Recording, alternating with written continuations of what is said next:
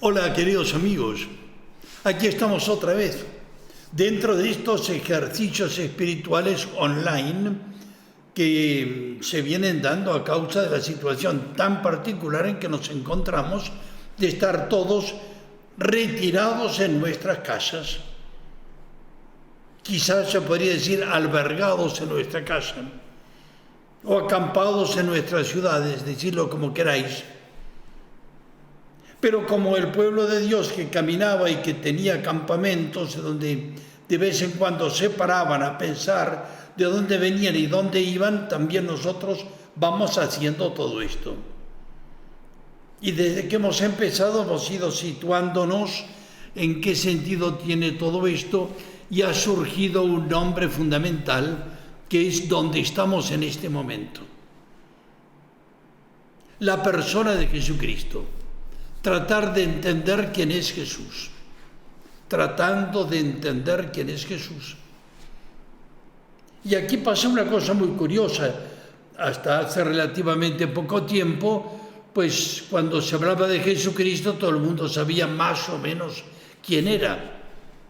Hoy en día nos encontramos con que no siempre la gente está enterada. No. O si no está enterada como de un fenómeno de alguien que vivió, alguien que existió, pero que bueno, no tiene mayor importancia. Hace ya un par de años en un periódico encontré una estadística sobre quién dice los jóvenes que es el personaje más influyente en el mundo actual. Y a Jesucristo lo ponían en el número 18. A alguno le puede preocupar. ¿Preocupar qué? Que se ponga Jesús en el número 18 cuando en sí, algunos diríamos, es evidente que es el número 1. Pero claro, aquellos que lo ponen en el número 18, diríamos, pobrecillos, no se han enterado todavía. Curiosamente, en esa lista que he visto, el número 1, ¿sabéis quién era? Elvis Presley. Elvis Presley a mí me encanta, tiene unos cantos sobre Jesucristo que son realmente extraordinarios. Pero no era Jesucristo. Más aún, si le hubiéramos dicho que lo poníamos a él en primer lugar, se hubiera enfadado.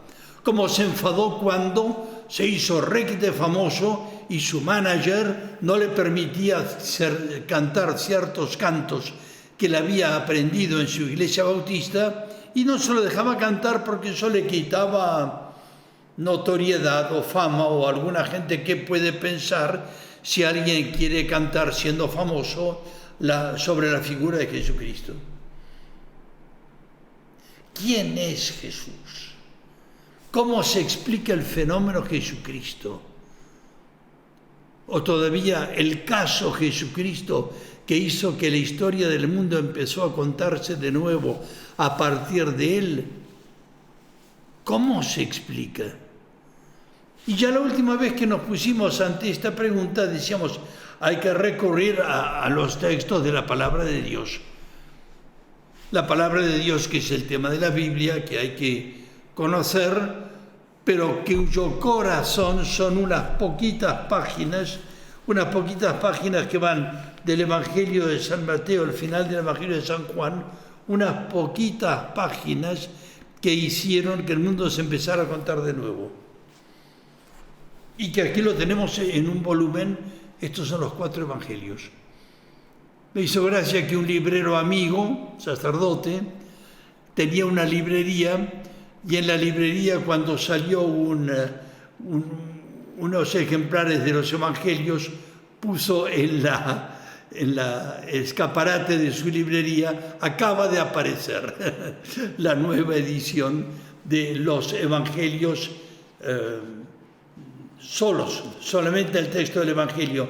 Pues en todo caso decíamos, señores, este librito ha hecho que lo que aquí está contado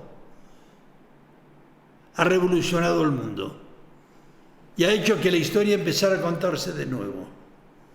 Y esto lo reconocen mucho más de lo que nos imaginamos. Aquí he encontrado un texto, un póster, a veces hay algunos jóvenes que les gustan los pósteres. Este póster encontrado por unos jóvenes dice esto: el cristianismo ha sido la mayor revolución que ha realizado la humanidad. Firmado por Benedetto Croce. Un ateo, señores, es alguien que no creía en Jesucristo. No creía porque tenía sus prejuicios o sus manías o sus tendencias personales que no le ayudaban el hecho de Jesucristo, pero reconocía, lo hemos leído ahí, que es la mayor revolución que ha realizado la humanidad o en la humanidad. ¿Y quién es Jesús? Y decíamos una cosa más: si nosotros tomamos el Evangelio y abrimos sus páginas y nos ponemos a leerlo en estas pocas páginas, que yo diría que se leen en un rato, pues lo más probable es que me digáis, pues, eso ya me lo sé, ya me lo sé. ¿Crees que lo sabes? En todo caso, vuelvo a la afirmación o a la pregunta del Papa, queridísimo Papa Juan Pablo II, cuando le decía a los jóvenes: ¿sois capaces de dar razón de vuestra esperanza? ¿Por qué esperáis en Jesucristo? Porque de pronto hay cosas que se dicen de él que parecen bonitas, pero que lo crea alguien en el fondo. Y entonces, ¿qué hay que hacer? Pues hay que tomar los evangelios, ponerse a ver los evangelios, y aquí tengo una serie de Biblias, como diciendo, hay distintos ejemplares, libros. Este es un libro hecho por unos argentinos que la publicidad de él dice: este habla como nosotros. Bueno, es una forma de decir.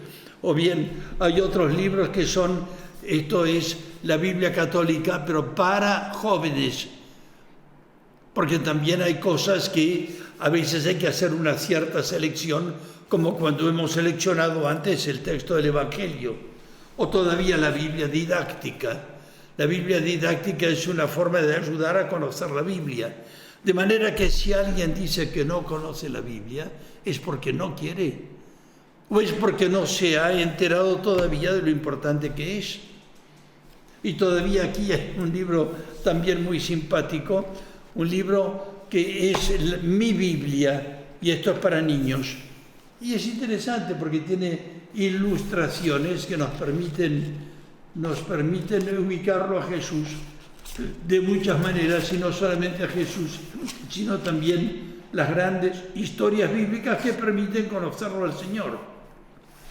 Y esta imagen que hemos puesto aquí, del Sermón del Monte, pues a mí me parece que es una de las cosas que tendríamos que situar o hablar o conocer un poco para descubrir mejor qué es lo que pasó, para dar un poco razón de nuestra esperanza.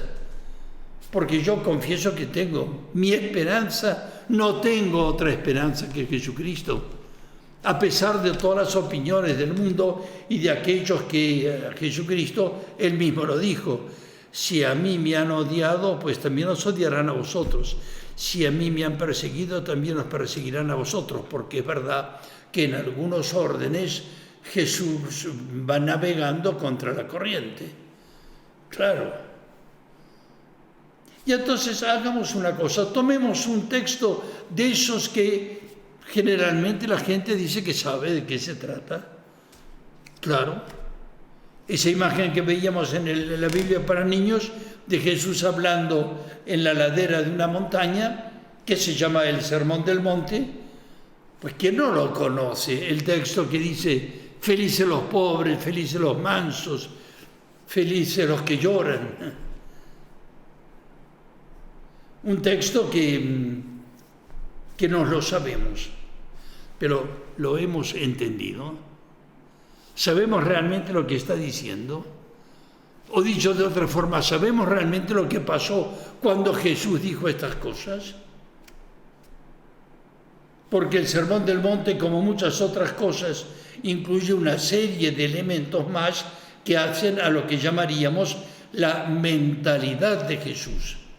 Y en el Evangelio de San Mateo, en el capítulo 5, está especialmente dicho más los otros 2 capítulos que siguen, el 6º y el 7º. Pues, ¿qué podemos hacer como para no quedarnos solamente en la superficie de una primera lectura que la leemos y decimos, sí, esto ya lo sé? ¿Y qué?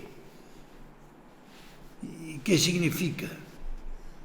Y entonces permitidme deciros que sí, que efectivamente hay que tratar de situarse un poco en la época para entender mejor la novedad de lo que hizo Jesús cuando habló a los suyos sobre su mentalidad, sobre su propuesta, por así decir. Y entonces hay que decir un poco cuál era el contexto, porque naturalmente se debe leer la Biblia en su contexto. Primero el contexto de toda la Escritura. No se puede tomar un texto aislado del resto, porque todo tiene una coherencia increíble. Señores, este libro se escribió a lo largo de 1400 años y por lo tanto es un fenómeno increíble porque fue escrito por autores distintos que se conocieron, nunca se conocieron, porque además fue en épocas distintas y en lugares o pueblos que eran medios enemigos entre sí, como los samaritanos o los del reino del norte o los del reino del sur, unas tradiciones que llaman a Dios Yahvé, otras que llaman a Dios Él, y a pesar de todo tiene una unidad y una coherencia increíble. Ese es el primer contexto en que hay que leer la Biblia. Y hay un segundo contexto, que es el contexto de la situación de lo que pasaba cuando Jesús habló de ciertas cosas. Y hay un tercer contexto para entender cómo leer la Biblia, y es cómo lo podemos entender, interpretar en el contexto de hoy, en nuestra época, para poder actuar como cristianos. Y en eso estamos. Los ejercicios de San Ignacio están hechos para conocerle mejor y para seguirle, para imitarle en el sentido, no una imitación fotográfica, sino una imitación personal de alguien que ha asumido ciertas cosas y las vive de acuerdo a esos conceptos. ¿Y qué podemos decir del contexto en el cual hay que leer el Sermón del Monte en particular? Pues, en primer lugar, entender en qué situación estaban los que oyeron a Jesús decir las cosas que dice aquí, que ya lo conocemos, cuando dijo que se sentó en un monte, se puso a hablar a los suyos y tomando la palabra, se ve que cuando Mateo escribe esto, hablaba de una veneración particular por la palabra de Jesús y les dijo: bienaventurados los pobres de espíritu, porque de ellos es el reino de los cielos. ¿Sabes una cosa? Hablemos del contexto en el que hablaba, en el que vivía Jesús. Era un contexto terrible. Era una situación en donde la gente decía prácticamente: no se puede vivir más así, esto no da para más. Una situación tremenda. Y entonces, ante eso mismo, podemos decir un poco cuál era la situación real de la vida de aquella gente. Estos días que nosotros estamos viviendo recluidos en nuestras casas, en una vida mucho más simple, hemos dejado de lado nuestros coches porque no se pueden utilizar los coches estos días. Hemos dejado de lado el cine, las diversiones, los viajes, porque no se puede viajar ahora. Y aquella gente que dice que no le alcanza nunca el sueldo para llegar a fin de mes, seguramente que los que pueden cobrar este mes seguro que llegarán a fin de mes, porque no estamos gastando nada. Y en la época de Jesús los gastos eran mínimos. Eran una situación que nosotros no diríamos que era gente pobre, nos parecería que era gente casi que vivía en la miseria. Es que no tenían gastos. Sí, gastos de comida, Hoy en día más o menos sabemos cómo era el desayuno de Jesús. Un poco de pan con un poquito de aceite y lo masticaban y el desayuno de la mañana. Y a mediodía un poquito más de pan con un poco más de aceite. Y para la merienda no había merienda y a la noche se iban a dormir sin comer. De modo que en esas condiciones con muy poquito se podía vivir. La vestimenta que tenían era muy barata, porque normalmente era ropa usada, que habían conseguido por los llamados los botines de guerra. Cuando había guerras, el botín en gran parte consistía en ir al campo donde habían caído los muertos enemigos, les arrancaban las ropas, si estaban un poco rotas o las habían roto al quitárselas, las reparaban y se vendían en el mercado, pero por precios irrisorios. De Jesús se habla del manto que tenía, que lo había tejido probablemente su madre, y que habrá tenido en los 30 años de la vida de Jesús, que habrá tenido 1 o 2 o 3, como mucho, túnicas, que era una vestimenta muy sencilla, talar, como se dice, como lo utilizan todavía muchísimos beduinos que existen hoy en día, y que es una vestimenta muy sencilla, con una simple ropa interior y nada más. Y eso lo habían comprado en el mercado, a no ser que lo hubiera tejido María, como parece que es el caso de la túnica, que se sortearon la túnica para no romperla. ¿Qué habrá pasado con aquella túnica? El que se la revistió habrá sentido algo seguramente, aunque no creyera en Jesús. Hay un autor moderno que se pone a tratar de averiguar un poco cómo se podría decir el precio del consumo de aquella gente. Pues hablan de un tal Jeremías, Joaquín Jeremías, es un autor que estudió, que hizo comparaciones, que no es católico, pero la Biblia la conocía perfectamente, y que cuenta y determina que el presupuesto de un israelita en tiempos de Jesús, no hablamos de los miserables, de los sencillos sí, de los pobres y sencillos, pues un presupuesto de unos 50 euros por año. Y además tenían que pagar impuestos. Y con eso vivían. Es evidente que no alcanzaba. No digo que no llegaban a fin de mes, no llegaban en todo caso al fin del año. Y tenían que rebuscársela como pudieran. Y como hoy en día hay todavía millones de personas que por la mañana no saben qué van a comer. En África nos hemos encontrado con ellos continuamente. Más aún, no solamente hablamos, y podríamos prolongar demasiado esta conversación, porque no es lo que queremos decir. ¿Qué podemos pensar desde el punto de vista político?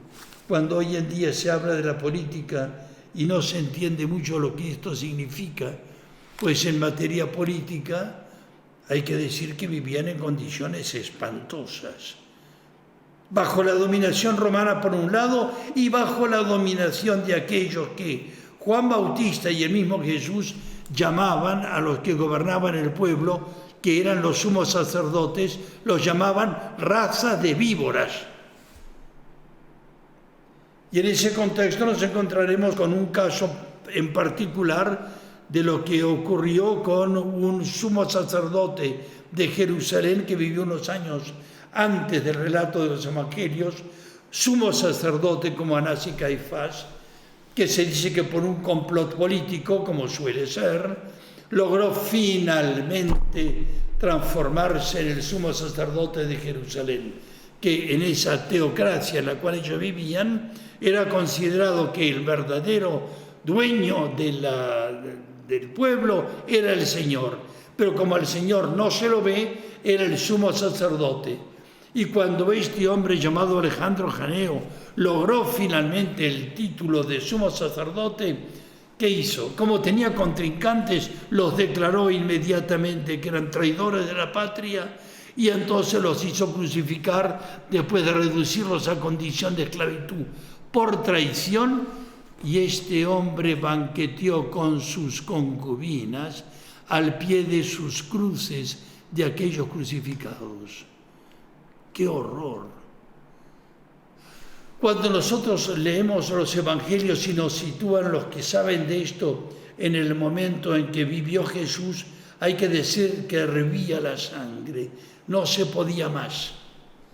Hay un encuentro de Jesús con un tal Nicodemo, que parecería bastante claro, o mejor dicho, otro de los que lo conocieron a Jesús al principio, Natanael, que se dice de él que cuando se encontró con Jesús lo despreció. Y Jesús dijo, este es un verdadero israelita, en el que no hay doblez. Y él le dijo, oye, ¿y de dónde me conoces? Y Jesús le contestó, oye, cuando estabas debajo de la higuera te conocí. Natanael cayó de rodillas y dijo, tú eres el Hijo de Dios. Seguramente porque Natanael estaba en la condición típica de lo que era en ese caso. Habría hecho alguna cosa que no le gustó a los jefes y en consecuencia lo declaraban a él mismo también o traidor o fascineroso o peligroso, y entonces habían vendido a su mujer como esclava y a sus hijos también, y se había quedado sin nada porque también le habían vendido la casa y todas sus posesiones. Y habría estado debajo de la higuera clamando al cielo, mándanos como rocío del cielo al Mesías prometido. Y había estado solo, nadie lo había escuchado. Y cuando Jesús le dice, cuando estabas debajo de la higuera te escuché. Y entonces le dice él, este es el Hijo de Dios. Este es Dios mismo en presencia que me escuchó. Porque estaba en una situación, a este Natanael como a tantos otros, que no se podía más. Nosotros decimos a veces no se puede más, pero ¿qué sabemos de lo que eran aquellas situaciones?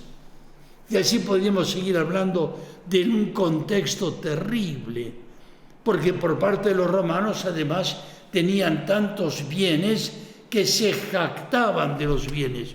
Y como los Herodes tenían un cierto origen judío, porque eran idumeos del sur de la Palestina, pues entonces el mismo Herodes, cuando manifestaba su poder y su riqueza, la ostentaba sus riquezas. Y hoy en día todavía cuando vamos a Tierra Santa podemos visitar unos cuantos de los 7 palacios de Herodes. Uno en Jerusalén, otro en Maquerontes, otro en Tiberíades, otro en Belén, donde estaba el Herodión. Y así podemos visitar esos lugares en donde tenían calefacción central, donde no tenían radiadores como hay en nuestras casas hoy en día para calentar la casa. Calentaban el suelo y las paredes. Y ellos se vanagloriaban diciendo, ¿veis cómo yo soy un bendecido de Dios?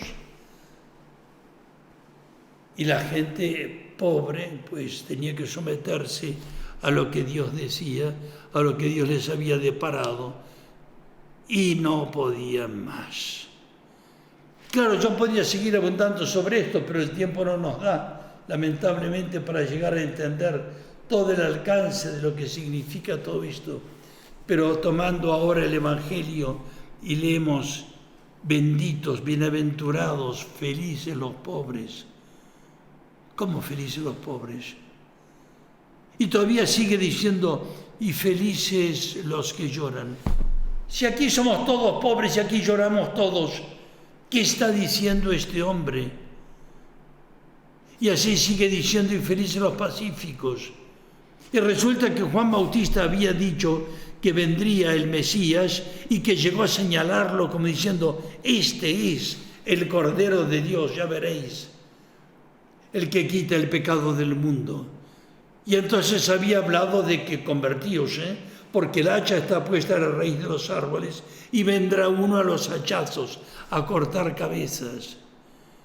Y cuando leemos este contexto de donde Jesús habló y dijo lo que dijo aquí, nos daríamos cuenta de que el Sermón del Monte no es un discurso bonito A veces me encuentro con jóvenes que con la guitarra cantan que son felices los pobres y los mansos, los pacíficos y los puros de corazón, pero no entendemos lo que está diciendo. Porque lo decía muy bien el Papa Pablo VI, cuando Jesús vino a decir ciertas cosas, vino a hablar de una forma realmente revolucionaria. Habló con una mentalidad que no era la común, porque él no venía a ponerse del lado de los judíos contra los romanos. Él venía simplemente a decir la verdad. Y eso chocaba a todos. Por eso se dice, no quería, dice el Papa Pablo VI, que los que están abajo estén arriba y los que están arriba estén abajo, como han hecho todas las revoluciones de todos los tiempos. No, Jesucristo no vino a ponerse del lado de unos contra los demás. O como decíamos el otro día, nos dijo, no estaba de acuerdo con la situación vigente, ni tampoco contra aquellos que se oponían, sino que vino a salvar al mundo para todas las épocas y todos los tiempos. Y aquí es donde el discurso del Sermón del Monte es el principio de la crisis contra Jesús. Nosotros lo leemos con emoción, nos parece muy bonito y pensamos que tendríamos que ser un poco más sencillos y más pobres, pero no nos damos cuenta que está revolucionando todo, como está revolucionando lo que estamos viviendo en estos momentos, en donde el Sermón del Monte tiene una actualidad palpitante y donde podemos preguntarnos si debemos y queremos saber, Señor, ¿qué nos quieres decir? Y de esta manera empezamos a entrar en el Evangelio de una forma distinta, no una lectura superficial, sino relacionando el texto con el contexto general de todo lo que Dios nos quiere decir. Amigos míos, preguntémonos quién es Jesús. Tratemos de conocerle más para amarle más y seguirle mejor. Y así estamos haciendo los ejercicios espirituales. Muchas gracias por vuestra presencia allí. Tratemos de seguir buscando al Señor. Hasta la próxima.